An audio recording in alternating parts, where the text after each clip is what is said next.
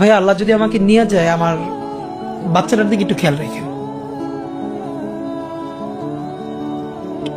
তো এই কথাটা আমি বলতে পারিনি। মতাদর্শের ভিন্নতা হলেই কি মেরে ফেলতে হবে? তো হাদিকে গুলি করলেন কেন? আমার ইমাম মসজিদের ইমাম রইসুদ্দিনকে এইভাবে মারলেন কেন? স্বরাষ্ট্র উপদেষ্টা যে কারে বানাইছে আমি জানি না, উনি এটা ঘোষণা করছে হাদিরে যে গুলি করছে তারা ধরে দিতে পারলে 50 লাখ টাকা পুরস্কার দিব। তাই না, জনগণের কে দিতে অসুবিধা কি? ওই রইসুদ্দিনকে যারা প্রকাশ্যে হত্যা করেছিল, ওই হত্যাকারীদের যদি তাদের শাস্তি দেওয়া হতো, খ্রিস্টানদের শাস্তি দেওয়া হলে হাদির গায়ে প্রকাশ্য গুলি করার সাহস পেত না।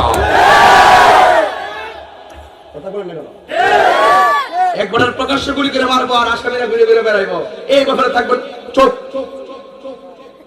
আরেকজনের গুলি দেওয়ার পরে 50 লাখ টাকা আপনারা ঘোষণা করবেন।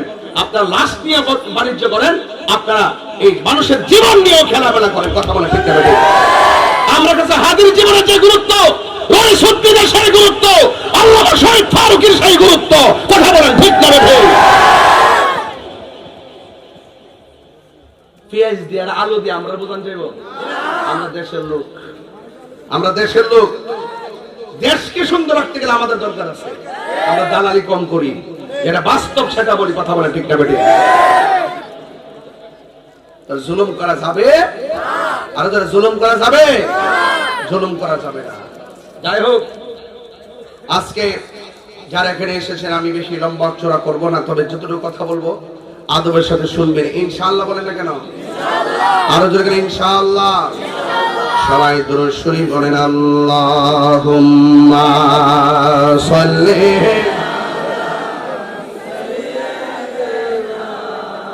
মাওলানা মুহাম্মদ ওয়া আলা আলি সাইয়্যিদিনা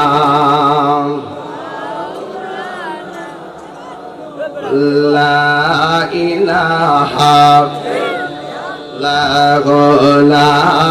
ইলাহা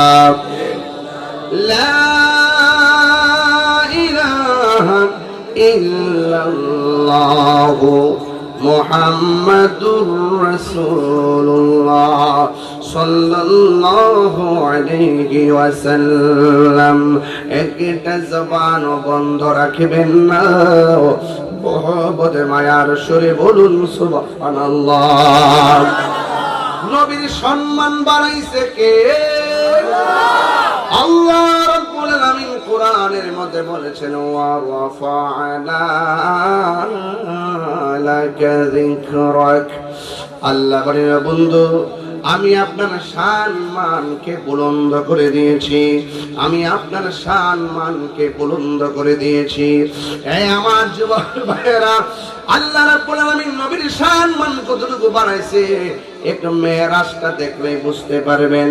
আল্লাহ রাব্বুল আলামিন কোরআন কারীমের মধ্যে বলে দিয়েছেন, সুবহানাল্লাযী আসরা বিআবদিহি লাইলাম মিনাল মাসজিদিল হারাম ইলাল মাসজিদিল হারাম ইলাল মাসজিদিল আকসা আল্লাযী বারাকনা হাওলাহু লিনুরিয়াহু মিন আয়াতিনা ইন্নাহু হুয়াস সামিউল বাসীর। চিৎকার মেরে কি আল্লাহু আকবার বলা যাবে না? আল্লাহ রাব্বুল আলামিন বলেন, ও যুবক, কি ভাষায় ওয়াজ করব? আল্লাহ রাব্বুল আলামিন হাবিবের সম্মান আল্লাহ কত বাড়াইছেন। মুসা নবীরে যদি জিজ্ঞাসা করি, ও মুসা নবী, আল্লাহর দিদার পাইছেননি, আপনার মেরাজ হয়েছেনি? মুসা নবী বলল, দেখতাম গেছিলাম, পারি নাই। সুবহানাল্লাহ, দেখতে গেছিলাম। তাহলে কি কইছে আল্লাহ? কয় আমি কইছি রব্বি আরনি, প্রভু দেখা দাও। আল্লাহ কইলাম তারানি, কোনদিন দেখতে পারবে না। 70,000 নূরের পর্দার ভিতর দিকে জাররা পরিমাণ নূরের ঝিলিক যখন তোর পাহাড়ে মারলেন, তোর পাহাড়টা নূরের তাজাল্লিতে ভস্মীভূত হয়ে গেল। মূসা নবী বেহুশ হয়ে গেছে। একটু পরে মূসা নবী উঠলেন, ওঠার পরে জিজ্ঞাসা করে, আল্লাহ আপনি কই? আল্লাহ আমি কোথায় আছি? কই তুমি তোর পাহাড়ের মধ্যে আসো। ও আল্লাহ পাহাড় দিয়ে দেখতাছি রে, কি হইলো, জ্বলে গেছে। আল্লাহ কা মূসা রে, আমার নূরের তাজাল্লিতে পাহাড় এমন হয়ে গেছে।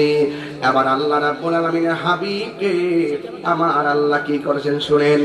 মূসা নবী আল্লাহর দেখতে চায়, দেখা যায় না। What is the difference between Kalim and Habib? মাল ফারকু বাইনাল কালিম ওয়াল হাবিব? কালিমুল্লাহ এবং হাবিবুল্লাহর মধ্যে পার্থক্য কি? ও বন্ধুরে, আপনাদের খেদমতে আমার আরজ হলো, কালিমুল্লাহ এবং হাবিবুল্লাহর মধ্যে পার্থক্য কি? কালিমুল্লাহ এবং হাবিবুল্লাহর মধ্যে পার্থক্য কি শুনে যান। কালিমুল্লাহ হলো তিনি যিনি তুর পাহাড়ে আল্লাহকে গিয়ে বলে, আল্লাহ দেখা দাও, কিন্তু আমার আল্লাহ দেখা দেয় না। আর হাবিবুল্লাহ হলো তিনি যিনি আল্লাহকে দেখতে দরখাস্ত করে নাই, ঘরের মধ্যে ঘুমাই রইছে। আল্লাহ রাব্বুল আলামিন জিবরাইলের পাঠায় কয়, আমার বন্ধুরে দোলার মতো সাজাইয়া আমি আল্লাহর দিদারে নিয়ে আসো। তো নবীর সম্মান বাড়াইছে কে? আরো বড় করে বলো কে? এই জন্য আমার নবীর সঙ্গে কোনো তুলনা, আর জোরে কোনো তুলনা। এরপরে আমার নবীকে আমার আল্লাহ কেন মেরাজ করেছেন এটাও তো জানার দরকার আছে। 1,24,000 পয়গাম্বরে আল্লাহ মেরাজ নেই নাই, আমার নবীর আল্লাহ কেন মেরাজে নিল? এক নম্বর কারণ হলো আল্লাহ রাব্বুল আলামিন কোরআনের মধ্যে বলেছেন, ইন্নাল্লাহা আশতারা মিনাল মুমিনিনা আনফুসাহুম ওয়া আমওয়ালাহুম বিআন্না লাহুমুল জান্নাহ।